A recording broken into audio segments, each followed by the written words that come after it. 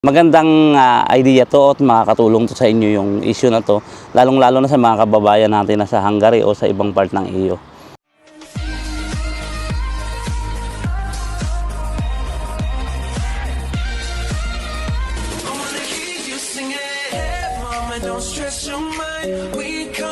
Magandang tanghali mga kagala. So ito nga pala ulit si Arjen Martinez ang nagbibigay sa inyo ng magandang impormasyon about sa Poland. So, hindi na ako makisawsaw guys sa mga issue ng mga deportation kasi alam naman natin dati pa marami nang nadideport. Asawa ng pinsan ko is 2001 na-deport na siya agad dahil hindi na i-process yung kanyang TRC. So, ngayon lang na pumutok talaga yung balita ng sobra mga kagala dahil nababasa ng ating mga kababayan lagi sa social media na nakapost na may mga checking ng border, mga border police, tinicheck yung mga accommodation.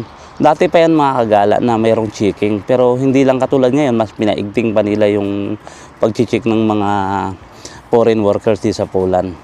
Ito guys, panoorin nyo ng gambo kasi malaking issue ang pag-uusapan natin. Wax, malaki talaga.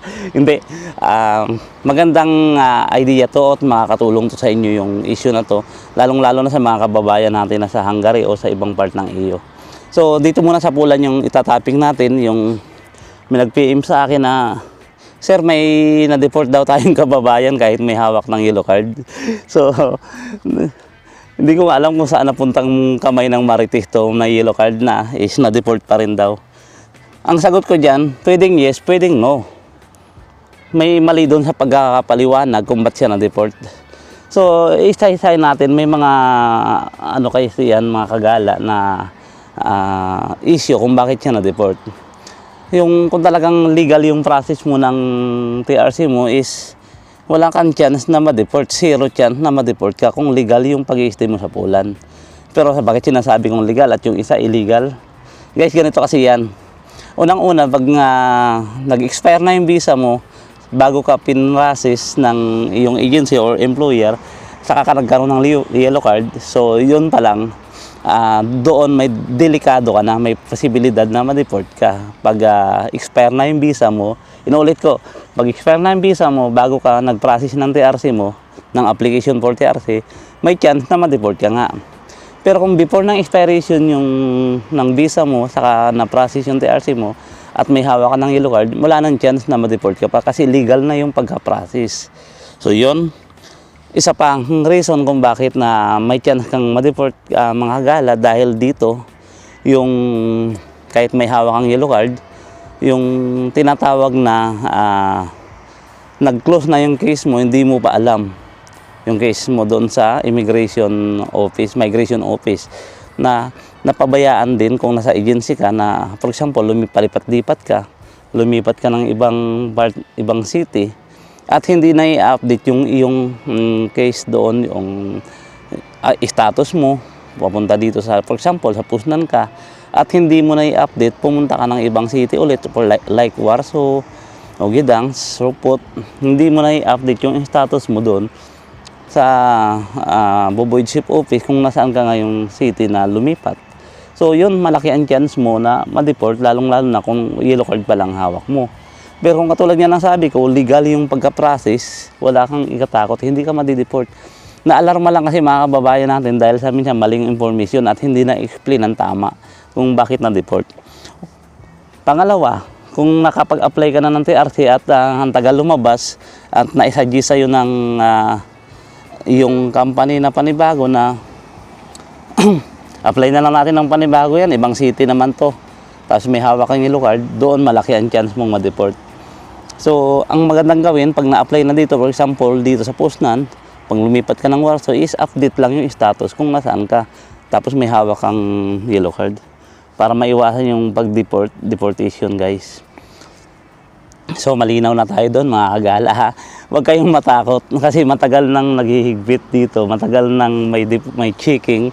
Kahapon lang na-check din ako eh.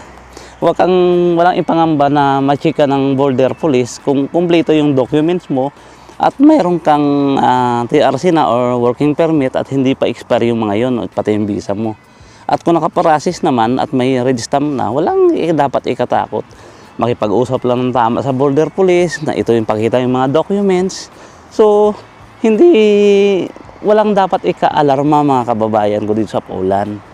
So, minsan kasi yung mga mali-maling information ang nababasa natin, kaya nagpapanik tayo. Pero kung tutuusin, wala dapat ikatakot kung tama ang mga document na hawak mo. Okay, correct tayo doon. So, dadako naman tayo mga kagala doon sa natin sa Hungary na gustong lumipat ng Poland. Ito, awareness to hindi ko kayo tinatakot. Once na may nag-recruit sa inyo papunta dito sa Poland na galing kayong ibang part ng EU like Slovakia, Hungary, Croatia at sinabi nilang maayos nila rito, magkakaroon kayo ng pag-asang mag-grant ng TRC. Nakakagala. Zero talaga ang chance mo na magkaroon ng TRC. Lalo na pag galing kang Hungary at wala ka pang TRC at ang hawak mong visa is type B single entry. Type D single entry. Yung type D single entry na yan is, kung for example, doon ka lang inisyuhan ng visa na yan, like sinabi ko nga sa Hungary, ang inisyu nila sa iyo ay type D visa single entry, doon lang ang chance mo na magkaroon ng TRC sa bansang yon kung sino ang bansa ang bigay sa iyo ng visa na yan. Pero kung sasabihin nila na mabigyan ka ng visa dito sa Poland, nagre-recruit sa iyo, guys, wala po. Zero talaga ang magkaroon ng chance ng visa dito sa Poland. Ng TRC pala. Ba't may papalagyan? Sir, mayroon na akong TRC ay mayroon na akong working permit. Yes, pwede pong ma-issuehan ng working permit. Kahit ang student visa is pwedeng issuehan ng working permit yan. Pero wala kang chance na magkaroon, ma-process ang iyong TRC. So sa mga kababayan ko sa Hungary dyan o sa Slovakia, Croatia, so, kung napanood mo man to, paki-like na lang kasi awareness tong hinasabi ko sa inyo na huwag kayong maniniwala sa mga recruiter niyan kasi pera lang yung habol ng mga yan at hindi nila ini-explain ng tama sa inyo. So, isa pang katanungan ulit to, mas matindi to, mga kababayan natin na may TRC pa, 2027 pa yung expiration ng TRC nila at na-deport sila. Bakit na-deport, sir? Kasi may TRC naman pala sila. So, explain natin. So, nagbakasyon na sila galing Pilipinas according doon sa friend ko na nag-send ng message sa akin. Pagkatapos is, nag-work muna sila rito at pupunta sana sila ng Italy. Hinarang sila doon sa immigration at sinabi, hintayin nyo yung Philippine Embassy at pinauwi na namin kayo. Alam mo bakit? Nalaman nila kahit may TRC pa kayo tapos pupunta kayo ng ibang part ng Schengen country at ang purpose nyo ay magtatrabaho doon at hindi magbabakasyon. Bakit nalaman nila guys? Dahil sa SIS, System Information, Schengen Information System. So ang Schengen Information System is yun ang sharing database po yan ng lahat ng EU country.